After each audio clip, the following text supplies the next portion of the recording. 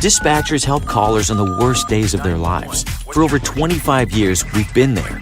A silent partner in millions of calls thanks to our redundant and diverse networks that ensure call delivery. Today, cities are bigger, traffic more congested, and the challenge is more complex. But you're never alone, because InDigital is quietly improving, implementing, and driving the next generation of 911, so you're supported in every situation. Make the switch at indigital.net. Have you ever met a 911 professional and asked, what's the worst call you've ever taken? Well, here's your answer. I heard your last breath the night you flipped your four-wheeler. I tried to call you the day you committed suicide by driving your car into a tree. Blue face, cold to the touch. I helped you with CPR after you found your infant face down, not breathing. It messed me up. I did everything I could, but it wasn't enough. You were with me from the beginning, Grandma. 27 years later, I took the 911 call when you died. How fitting to be there for me in the beginning, and I was there for you in the end. I miss you, Grandma. I am 911. This is but a glimpse into the world of emergency dispatch. But what is it really like to answer a call during someone's nightmare? What is the impact of the first responder answering the call? Available on Amazon or where you purchase your favorite books and ebooks. Imagine listening. Your worst day is our everyday.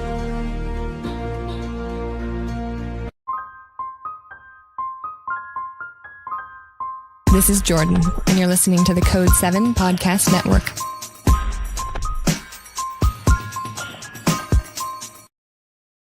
Warning. This episode contains the 3 A's of podcasting: adult content, adult language, and awesomeness. You've been warned.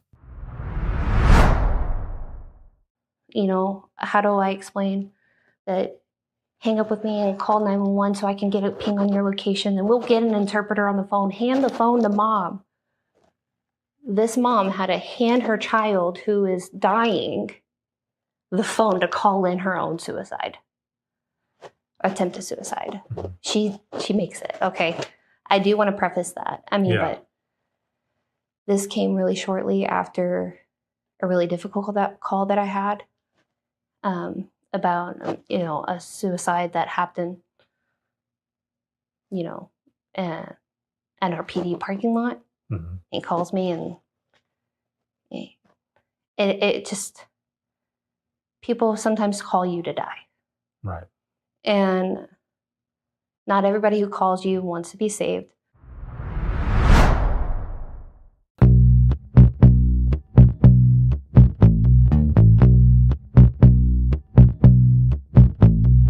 Welcome to Within the Trenches, true stories from the 911 dispatchers who live them.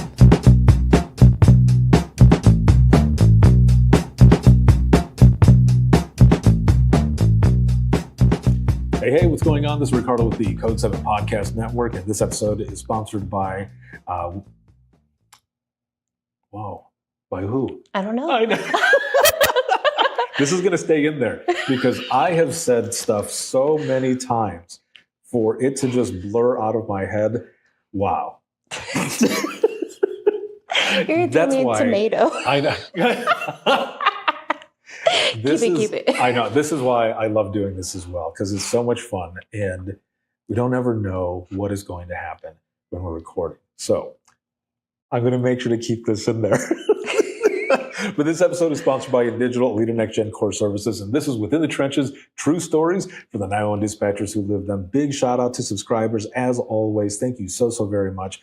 I wouldn't be able to do what I do if it wasn't for all of you, but especially all of you who are watching, listening, supporting, and sharing. So thank you for all of that. I am in Texas this week, and I am here out at NWECC, and I'm recording episodes, but tomorrow I will be also teaching the communications course that I do, Keep Broadcasting Your Message.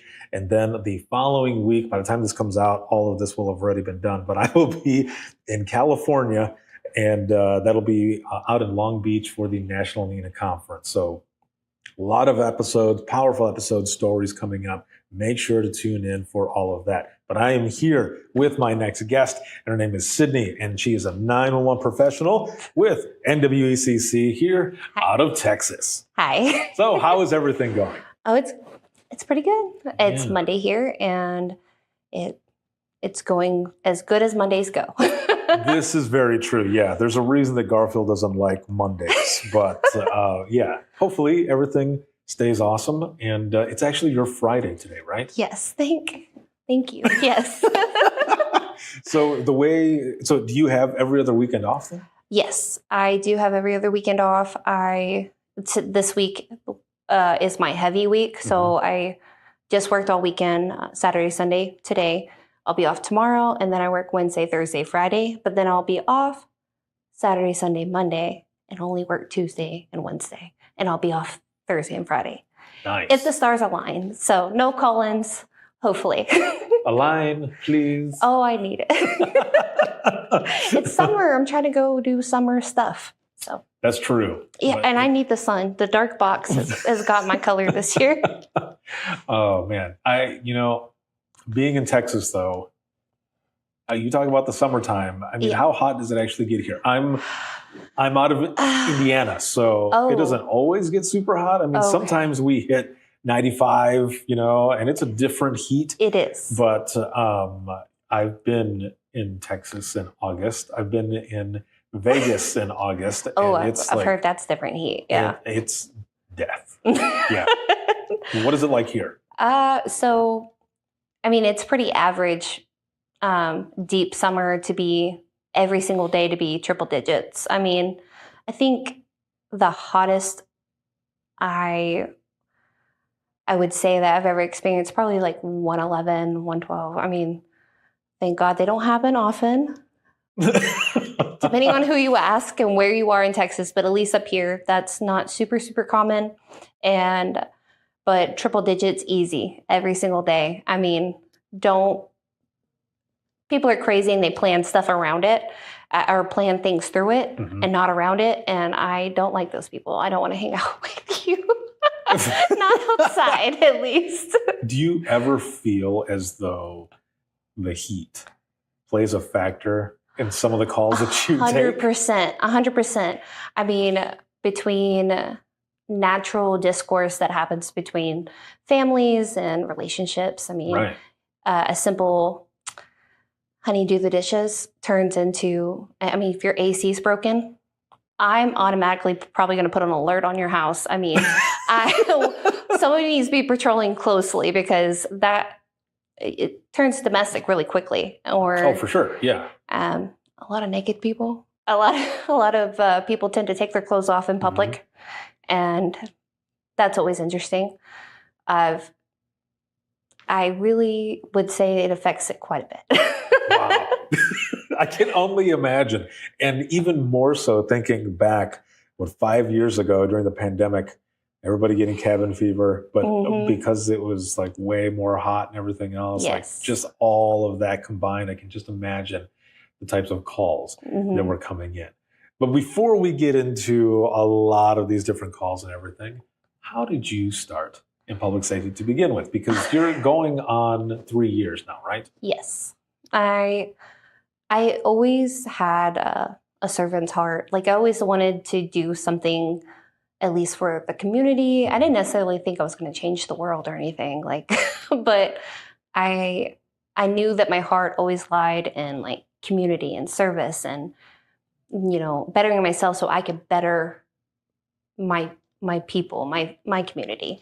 And I thought that was going to be through nursing. My whole family's in the medical field. Both my parents are nurses. My father actually served in the Air Force. My papa was a doctor, also veteran as well. And I was pretty aimless in early 20s. I was going to school, hopefully to go become a nurse, and I was a CNA while I was doing that. And something shifted for me. And I was like, I know I'm supposed to be helping, but I don't think it's this. And I did. I applied. I was like, they're never going to hire me. I have no experience. I've only been, customer service and a CNA. I mean, which is like a hospitality aide, or it's a lot much more than that. Anybody who's a CNA, God bless you. I know your struggle, but it's it was just not for me anymore. And I sent out application. I'm like, I've never been in trouble. The worst they could do is say no. And then they called me.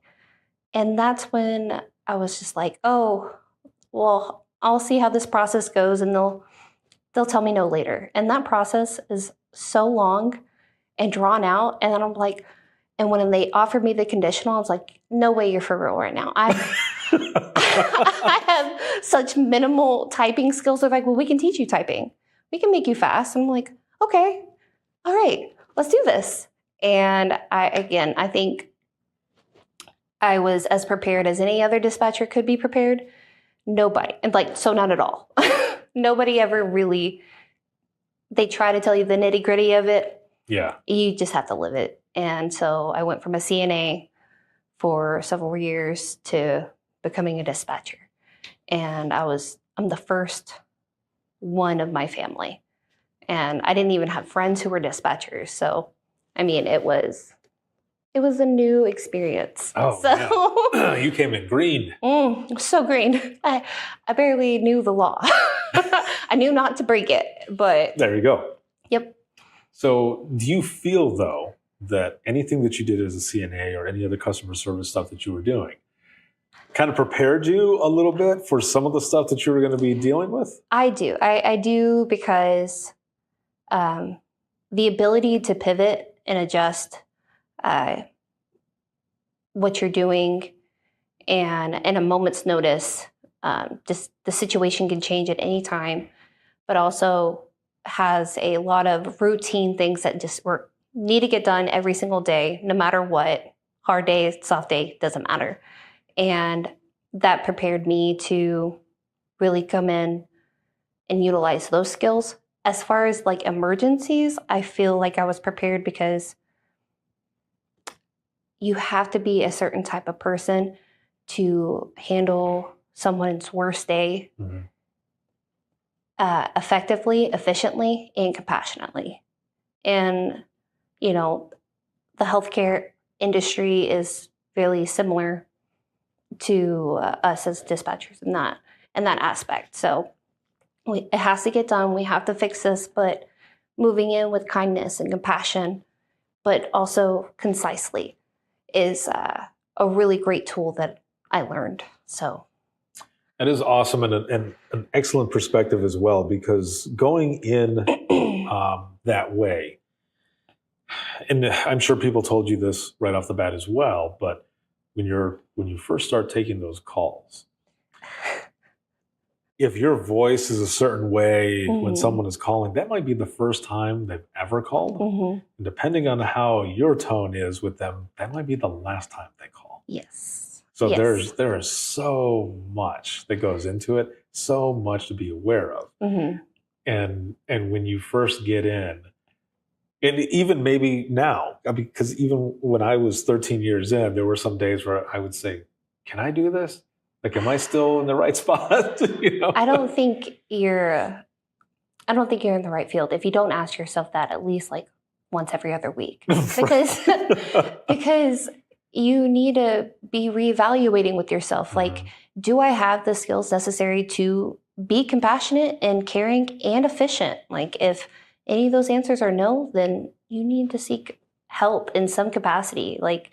At least address what's preventing you from doing that. And and burnout is real. And I've seen a lot of not my fellow coworkers, but a lot of dispatchers who have lots of years of experience talk about it. And I didn't understand it being so new, because I was so excited for the job. I was so excited. But after you take your 100th NVC call, it starts becoming clockwork, and you don't even realize you're just going through the motions at some points. I mean, it's really difficult to be so intentional 1,000 times a day. It's very true. Yeah, I mean, I can't say the wrong thing. I can't have the wrong tone. I can't misword this sentence. I have to type this a very specific way. You can't be misunderstood in any capacity. I mean, intention is so exhausting sometimes. Right. And words matter. Mm-hmm. Words matter. Yeah. Words matter. You might say something and then afterwards think, I shouldn't have said it that way, especially because of why they were calling. Yes. To begin with. Dark humor sometimes right, yes. is not your friend.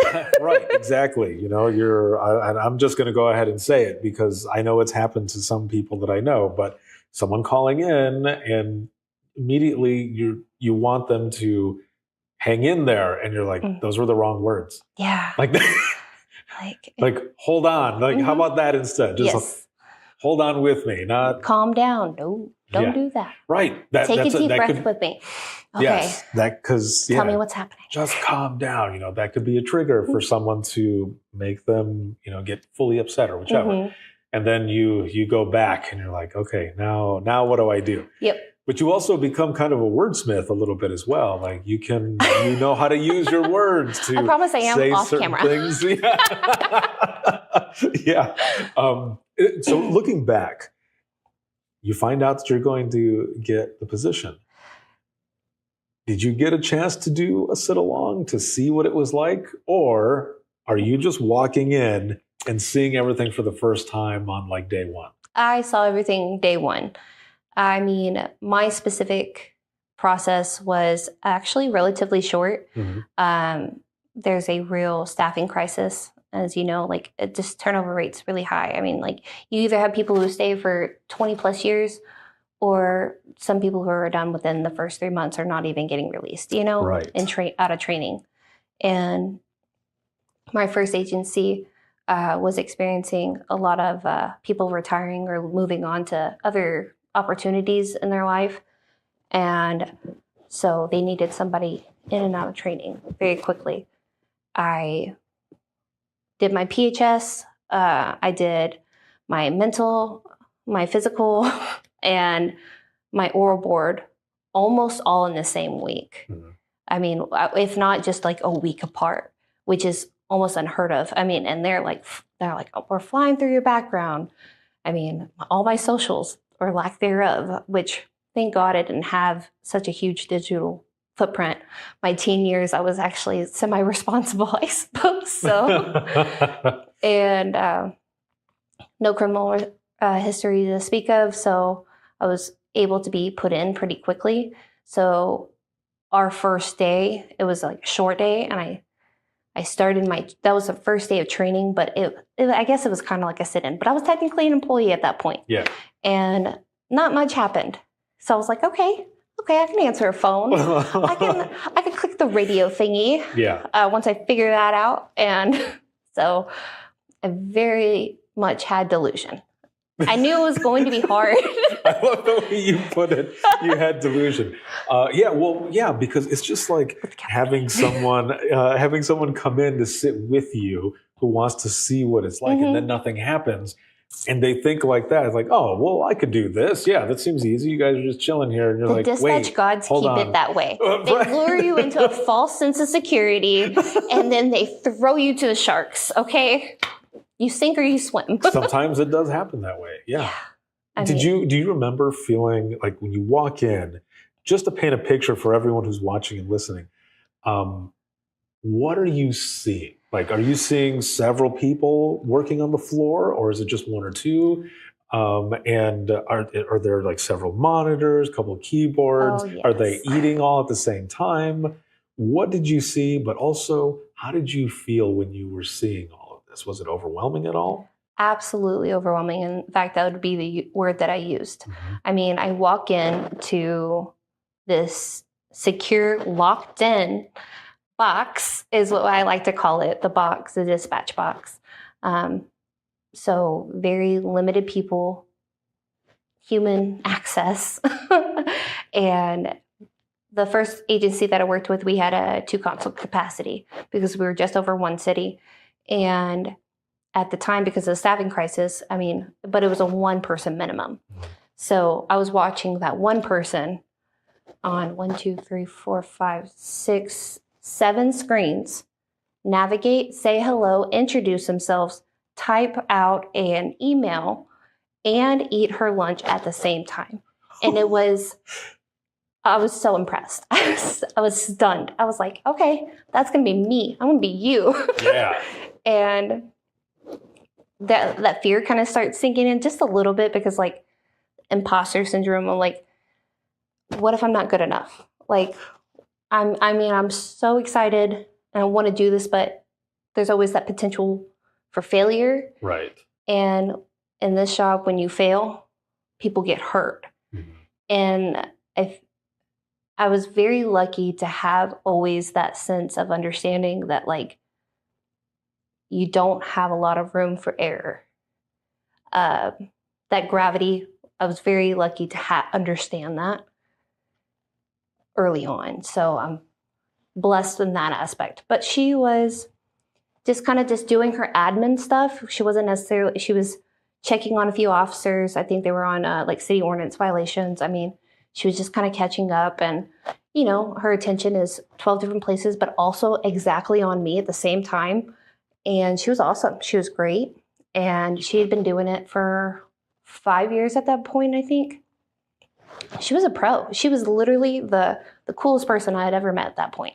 So that is awesome. And she was my trainer. That is really cool because when you come in not seeing any of that, you know, maybe you saw something on TV, right? But of course it's not the same. I thought the 911 was going to ring as soon as I walked in the room.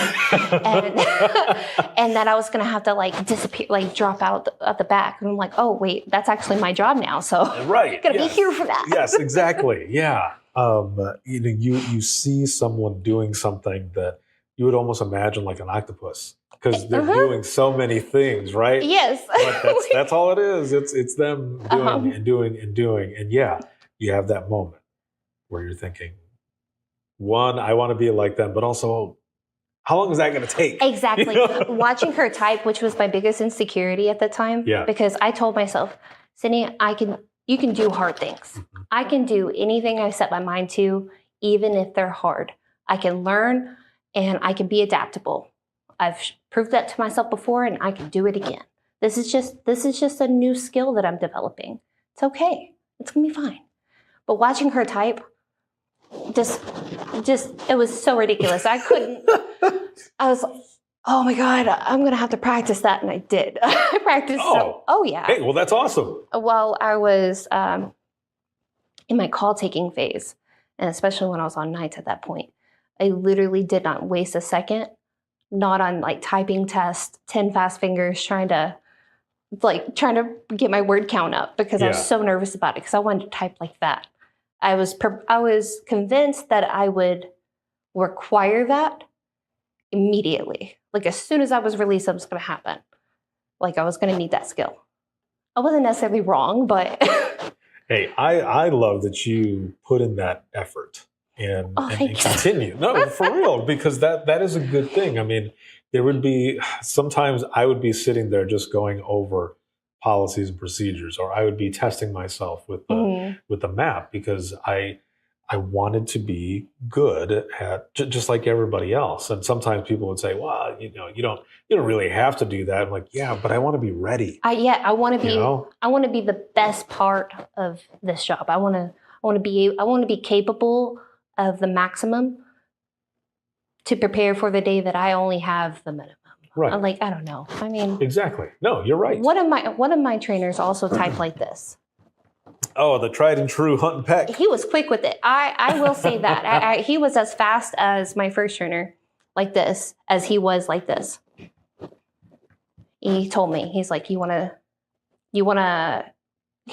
knew I was very nervous about the typing speed and everything like that. Yeah.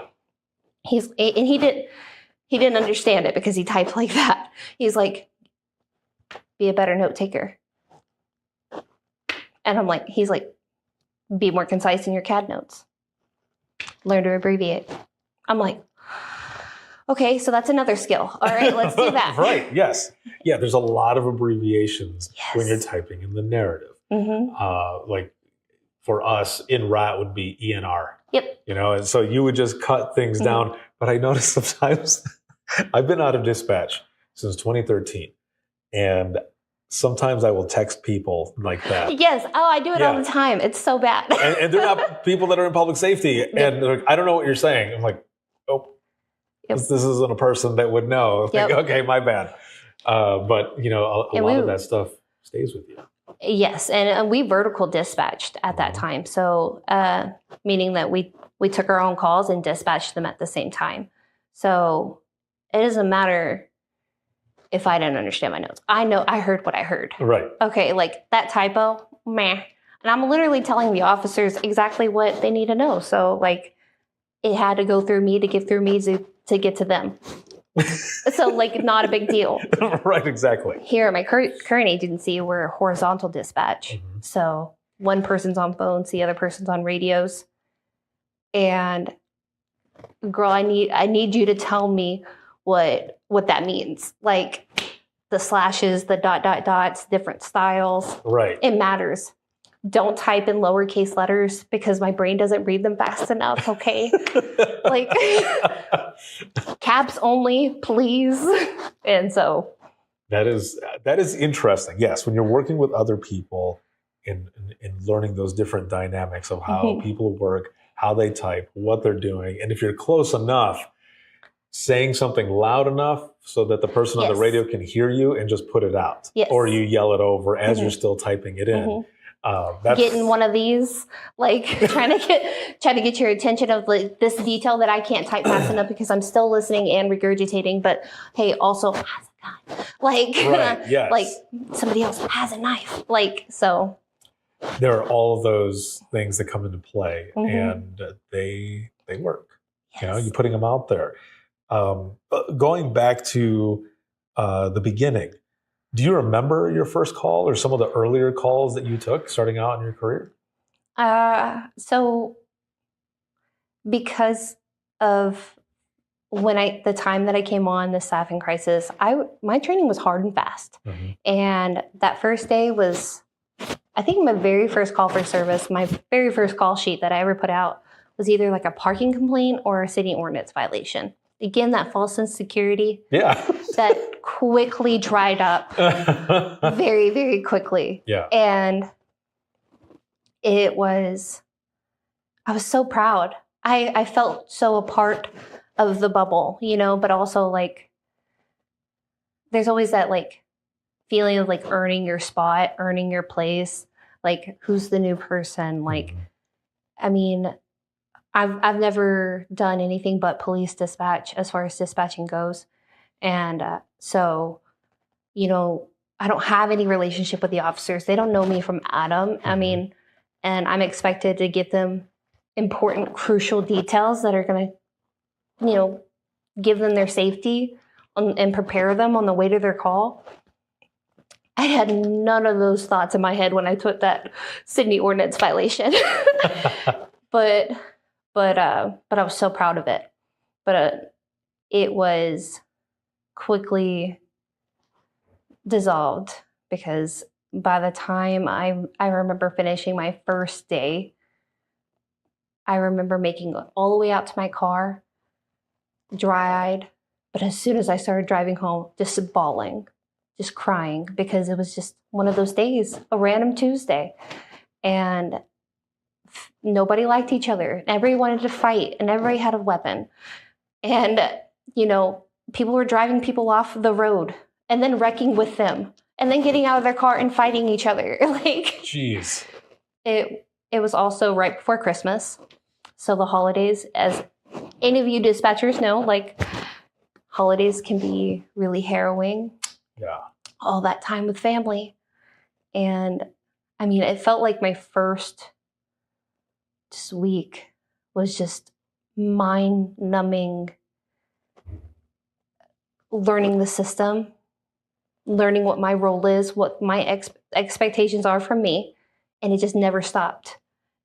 Someone never stopped telling me, you are expected to do this, you are expected to master this, and just like one skill after another, after another, after another, on top of being able to improvise and adjust and pivot and take real life emergencies. So it was so overwhelming, and I'm very grateful that it was, because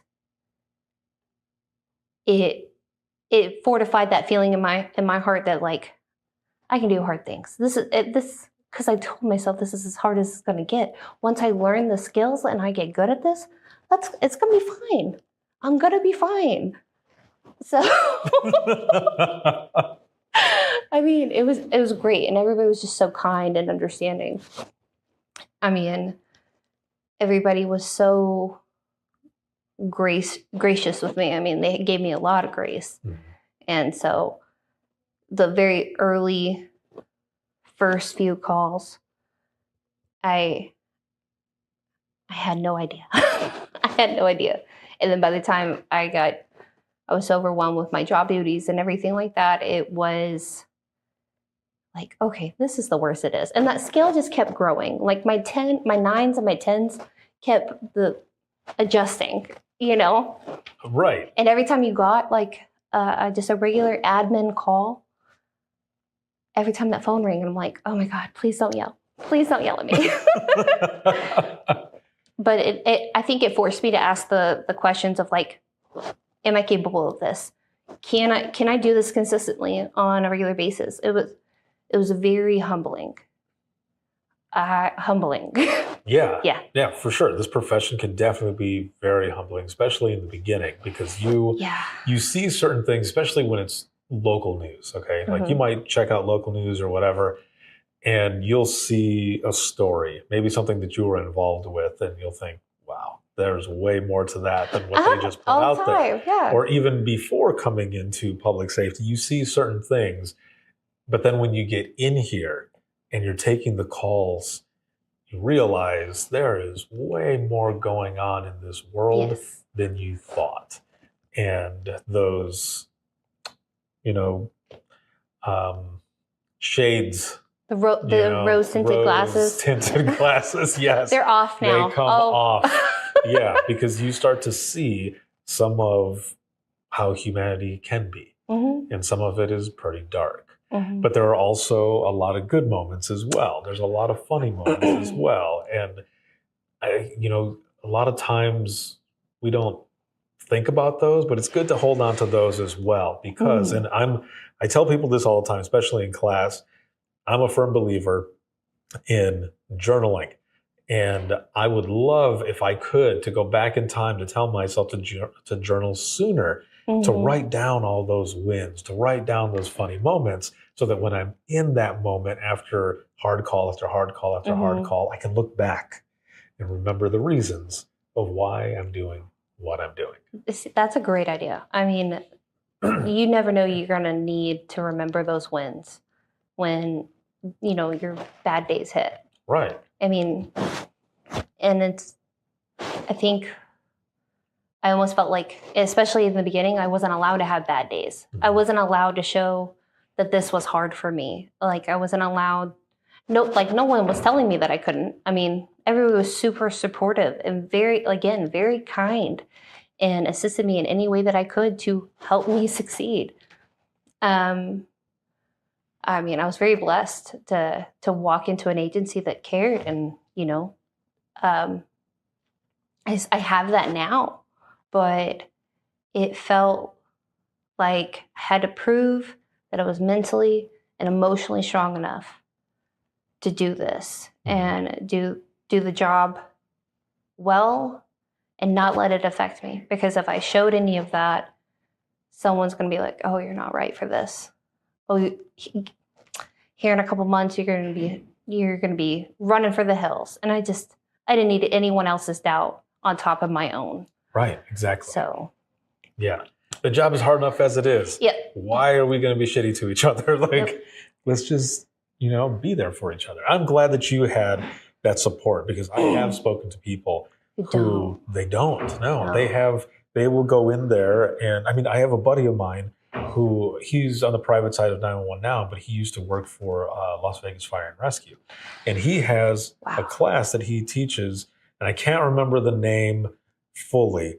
So Josh, I apologize, my friend, but basically what it's called, or what it says is, the class is about how people are not learning your name, until you're all the way in. Mm-hmm. And I wasn't going to say the title and get it wrong because it's like your name is this until, you know, and but that's what it's about. It's about some of that older guard, I guess, not older as a person specifically, but that guard, how it was, that mentality is what I mean. Yeah. And now things are changing, especially because of everyone is basically short-staffed, and Yes. you need to build this culture of people having that support. Yes. You know, being welcome, wanting people to feel like they belong there, versus you're whatever until you're in here. I'm not going to waste my time to learn your name, which sucks. Yeah.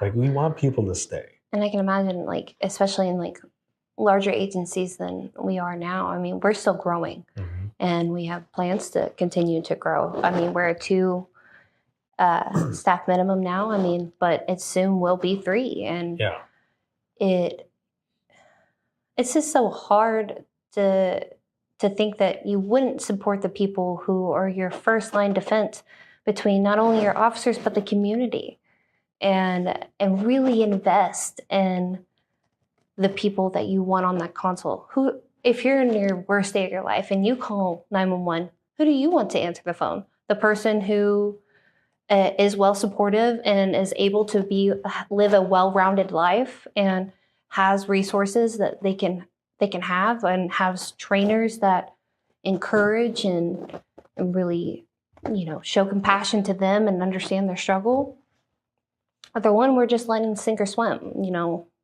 Right. They you get to the end result the same, but one is much more bitter than the other. Right. And yeah, no, exactly. I fully agree. So you're going on 3 years, and a lot can happen in that time. I'm still a baby dispatcher. Okay. Yeah. Okay. I'm brand new.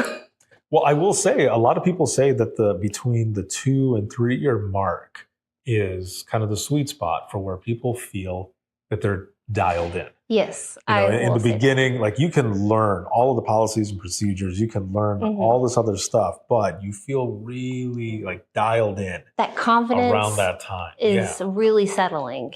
And like, I feel it. Yes, absolutely. Like, I don't care if it's a radio or phone day. I have both, you know? Right. Yeah, exactly. Yeah. You're ready for whatever is going to come at you. So with that said, and as long as you feel comfortable, up until this point, are there any calls that you've taken that just kind of stick with you?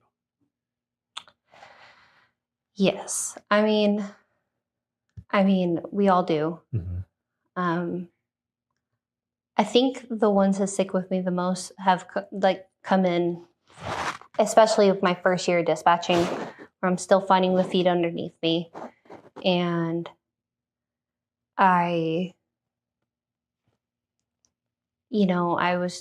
you're still trying to figure out how to be the best version of yourself, but also be a version of yourself you've never been before. Right. Doesn't doubt herself, stays confident on the line, and has the answer for every question you could ever ask her. And I mean, I've had a lot of big events, but the one that I don't think even probably my friends think that sticks with me, I'm rambling. No, you're okay. You're fine. Is I had an admin line call, so not a 911. I mean, she called in. I thought it was a he initially, and there's like just a loud sound in the background. I thought it was voices, but I couldn't really make it out.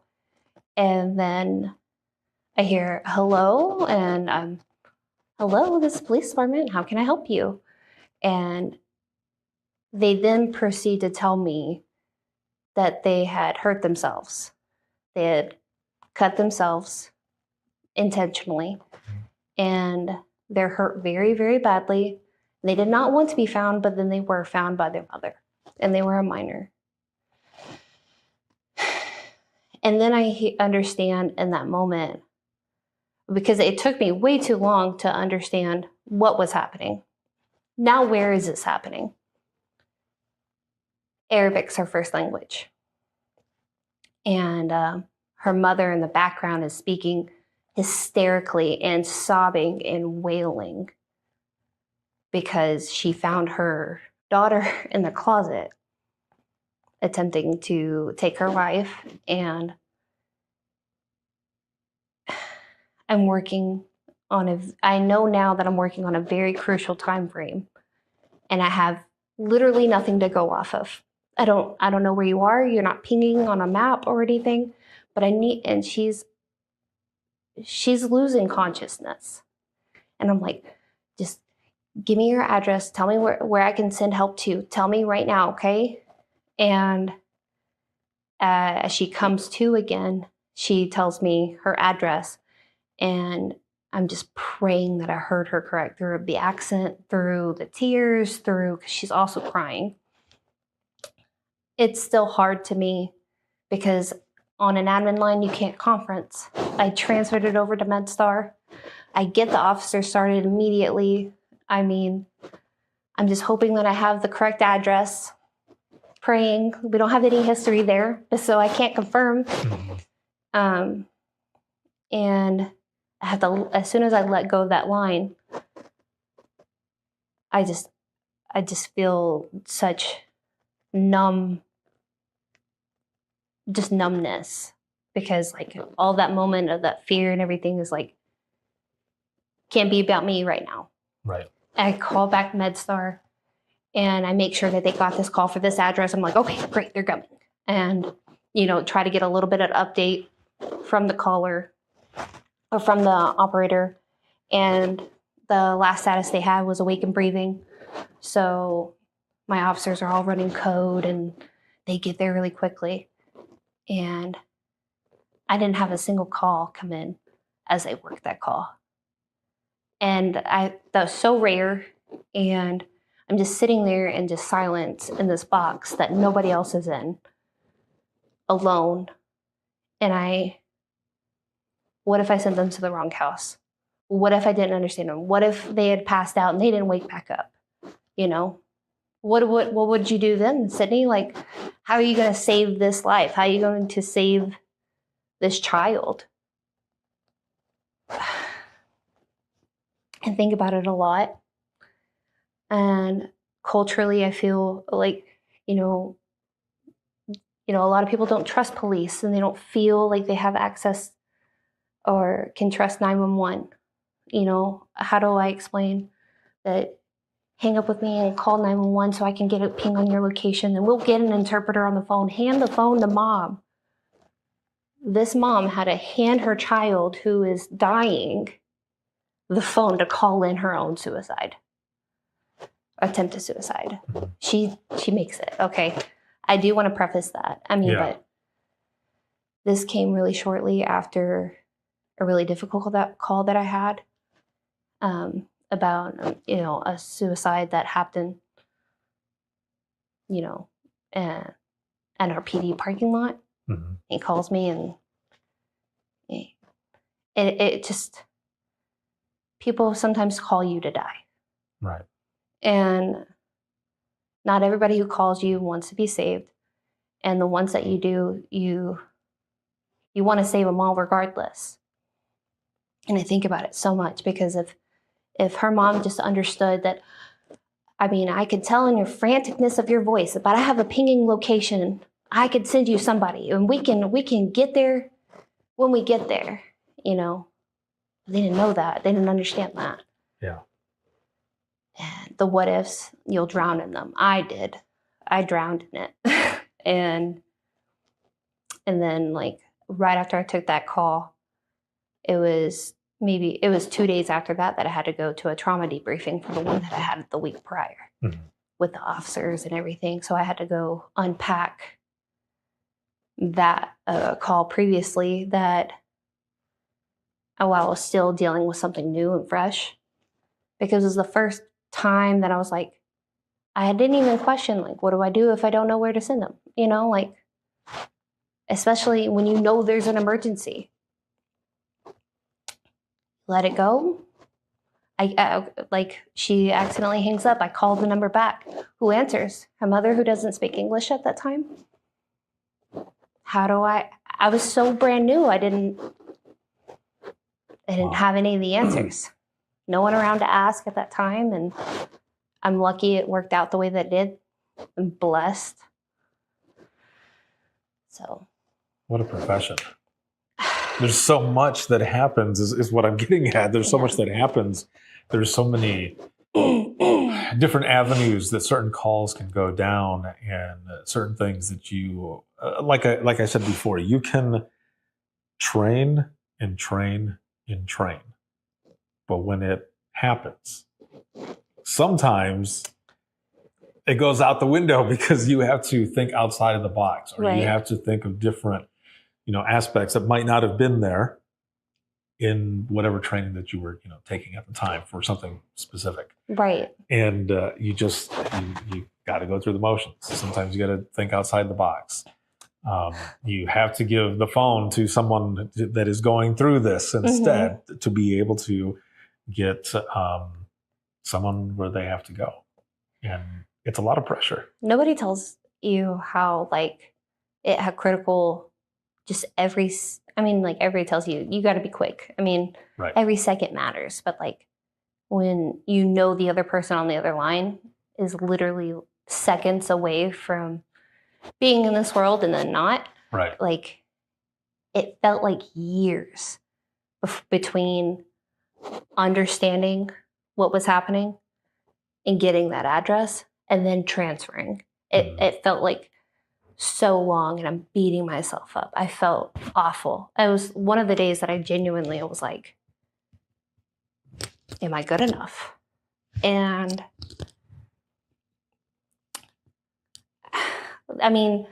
the calls that remind me of that, when I'm not able to get an address or confirm an address, that tiny little feeling just kind of want to creep in. I don't know what she looks like. I don't even know her name. I know her name, but I don't know her from Adam is what I'm trying to say is that,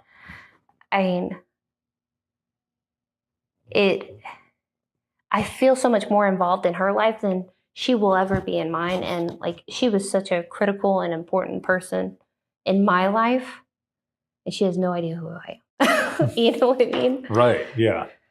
It's interesting because it's just like with a lot of the stories that we share and everything. You start to realize that exactly what you just said right now, how much of a role a person plays, a complete stranger plays in your life, or you in their life. It goes both ways. Stay kind. Yeah, it goes both ways. One day there will be a full circle moment, if it hasn't happened already, where you realize oh, that call was meant for me for whatever reason, or whatever experience you might have had coming up in life that now has assisted you to connect deeper with that caller faster, to get them help as fast as possible. But afterwards, those people stick with you. Yep. And they become lessons learned. They become stories that are part of your career. They become other stories of inspiration for others who are coming up after you, that if they deal with something similar, you can say, well, this is what I dealt with, and this is how I dealt with it. And you can help. There's a lot of power in storytelling. Yes. It's therapeutic. And it's when people are ready to talk about certain things, it definitely helps. You're going on 3 years, but was there a moment leading up to these 3 years, coming on 3 years, where you realized you were in the right place, whether it was a phone call you took, or an incident in dispatch, or working with a coworker, or just, I don't know, some realization of, or a moment of satisfaction of where you're like, I did that, or I assisted with that? Was there a moment that you feel like really solidified, I'm doing what I'm supposed to be doing? I don't know if this is as heartfelt as maybe some of the great dispatchers you've interviewed, but it's very ego driven, and it was very much like, oh yeah, this is where I'm supposed to be. It was a pursuit, Mhm. a vehicle pursuit, where I'm not going to lie, I nailed it. I was so good. That's good. I took charge. I didn't stutter. I didn't say I heard everything the first time crystal clear. I was anticipating movement. I was getting people en route from other areas. I was patching channels and you know, my coworker, bless her heart, was so great on the other half of it. We were just ebbing and flowing. She was catching the back end while she was getting, you know, deputies en route. And our helicopter said no. And I was like, fine, moving on. And you know, nothing deterred me. I mean, speeds, triple digits, and nobody behind him. I mean, they were all trying to catch up, I promise you. Yeah. But it was me and him that's the whole way pursuing the stolen vehicle well into another city, somebody else's city, and through other cities. And it felt so good to be on the radio that day, because it was just like I found my groove and I was killing it. And he was doing great. And I couldn't complain, not about anything, because he got there. I mean, we're going on streets I don't even know how to pronounce, but that's how they're pronounced now. I'm not questioning it. I was like, yeah, they're there. And other officers are like, you know, where are you? I'm like, last location, this, you know, this way, going this way on this road. And it felt so good. And they got the guy. It was very full circle as far as like starting, because the vehicle was like fresh stolen. Mm-hmm. It was like just entered. I was like, yeah. And then he saw it, and I saw him trying to find some secret squirrel stuff. He was already kind of doing it throughout the day or throughout the night. And I was like, And then at first I was a little hesitant. We had an OIS earlier in the day, officer involved shooting. Mm-hmm. And we were wrapping that up. And within like 2 hours, he was in this massive pursuit. And I mean, it's pretty small as far as like some of the things we dealt with, but just being so on and finding that groove really was like, yeah, I'm kind of cool. Yeah, I like, love it. It felt like all the things that I've ever stressed out about, all the doubt and fear, all the things that I felt may have prevented me from being a great dispatcher didn't exist in those moments, because everything was just that good. And you rarely have those moments. You rarely have the moments of like smooth sailing through the worst case scenario. I mean, typically if it's a worst case scenario, it's a worst case scenario for a reason, and everybody's getting some kind of stick of it. Right. So that was mine, and it was awesome. Hell yes. And it, you know, just wrecked out in a pasture and BFE, and I've never heard of county road, blah, blah, blah, blah, blah. And so it was like Bob's Road. It's just some road. Lots of numbers. If you're from Texas, you understand. It's lots of numbers. This is a good thing, though. It's you mentioned it's kind of ego-driven, you know, in the beginning, but that I see that as we are allowed to be satisfied in the work that we do. It is okay to really bring that in and be like, hell yes, I just rocked that. Or if you're with the team, hell yes, we just rocked that. Like, we did this. Like, it's okay. And I think sometimes we're a little too humble on some of the things that we do, and we don't, because like a lot of people say all the time, and I was the same way, I don't need to thank you, I was just doing my job or whatever. But some of the stuff that we deal with, right? A thank you is okay. It is welcomed. And because a lot of times there isn't a thank you. So let's take it when it's there and be happy and hold your head up high, because there's not a lot of people who can do this. About a year or so ago, I had someone on who told me that only 2 to 4% of the American population can be in this profession. I believe that. I believe that. I very much believe that every person has the capability to learn how to do this job, but that does not mean that every single person is meant for this job. Right. And that's not even a negative thing. I mean, I can learn math. I know 2 + 2 = 4, but I can't be a physicist or a mathematician, you know. There's a real correlation to the mental stress, to the physical stress of this job, to your mental health and your physical health. There's a huge correlation. Right. And it's awful, to be honest. Your adrenaline spiking, your cortisol just dipping and shooting up so many times a night, you know. Right. And then when that adrenaline dump happens, you're just, how do I make it through the rest? Exactly. Yeah. And so, like, when moments like that happen, as far as like, my hands weren't shaking. I was calm.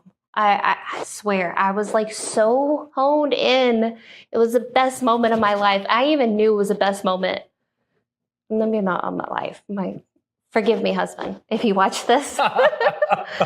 But, you know, I knew that I was doing great as I was doing great. I mean, a lot of other emergencies, you just kind of like, even if you don't second guess, you still have that like, get it done quick, there's still that little bit of scramble. But there wasn't here. And I was like, oh, this is so good. And I remember messaging the officer. I was like, heck yeah, buddy. Like, you did so great, because he was clear, he was concise. I mean, and even when I could tell in his voice that, like, you know, when he realized how far away his backs were and that he was going into really uncharted territory, going really, really, really fast. Yeah. And I heard the nervousness in his voice. The calmer that I was, the better his voice got, you know. And I knew it, and I was like, "We're fine, buddy. We're gonna be great. Okay." That is amazing. And he was like, "Yeah, we got it." I thought he was gonna run a lot further. I was like, "No, that pursuit was almost 20 minutes. Like, we're happy he didn't." Yeah. So that is awesome. I'm glad that you mentioned that, because it's okay for us to be happy about what we do, why we do it, especially performances like that. I mean, hold on to those. Those are ones you can go back to. It's going in the win side of the journal. Hell yes. I love that. Yes. It has been awesome to have you on and chat with you. I've got one last question for you as we go into the wrap up of this. Yeah. Going on your 3 years and thinking back, reflecting on everything that you've gone through in this career so far, if you could go back in time 3 years ago to talk to yourself about this profession, to give yourself some advice or something. And also, this isn't to change anything, because there's a lot of things that we go through that bring us to where we are at today. Lessons learned, sometimes hard lessons, big lessons, whichever. But if you could go back in time to talk to yourself, what would you tell yourself?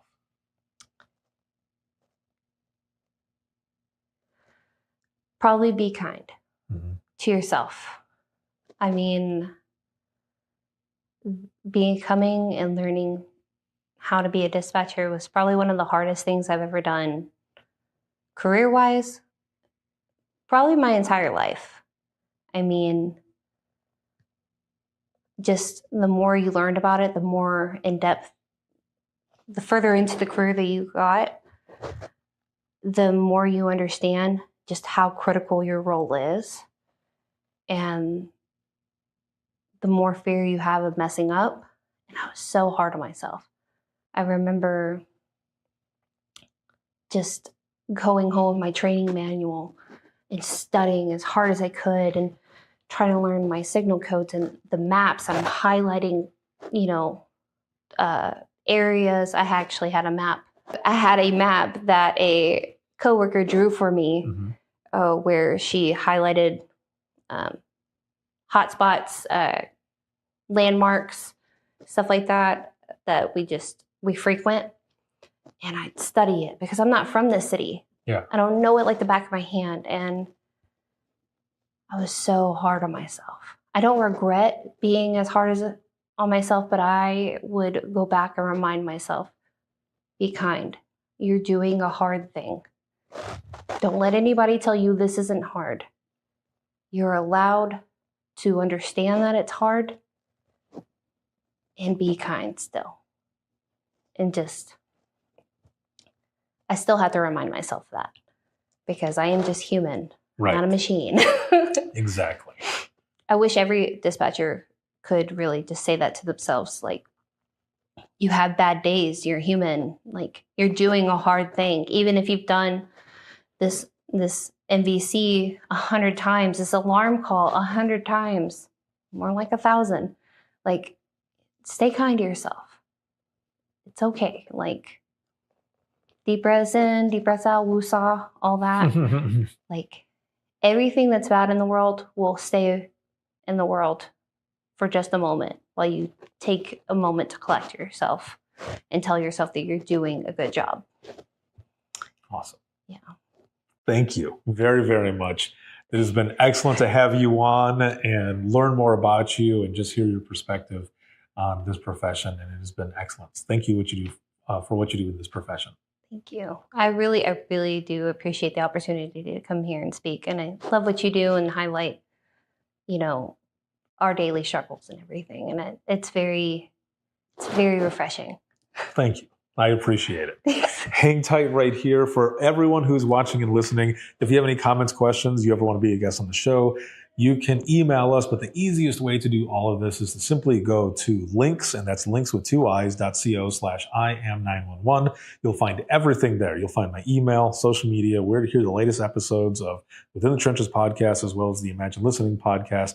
You'll find everything there. So once again, it is linkswith2i's.co/IAM911. This episode has been sponsored by InDigital, a leader in next-gen core services. Big shout out to subscribers, but especially all of you who are here watching, listening, supporting, and sharing. And this can be seen on Facebook, YouTube, as well as X and LinkedIn Live. And there are clips all over Facebook Reels, Instagram Reels, as well as TikTok. And then you can listen 24/7 on Apple Podcasts, iHeartRadio, Spotify, your favorite podcasting app, and withinthetrenches.net. Have a good one, everyone, and we will see you all in the next one. And scene.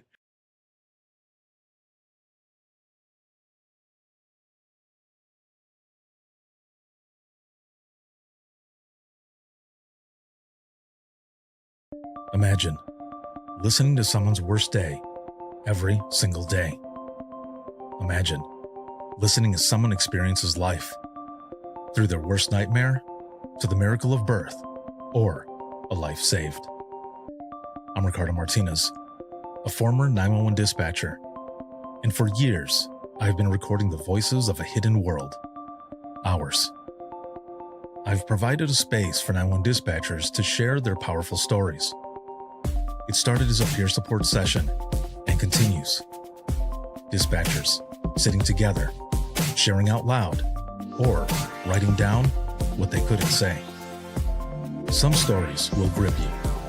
Stories of heartbreak, resilience, and calls that haunt us long after the line goes quiet. But imagine listening is more than heavy emotion. It's about healing. It's about laughing through the chaos, lifting each other up, and reminding the world that dispatchers are human too. The lighthearted will balance the heavy. Experience the power of storytelling, a podcast for the thin gold line and those who want to understand it. This is Imagine Listening. Your worst day is our everyday. Subscribe now wherever you listen to your favorite podcasts.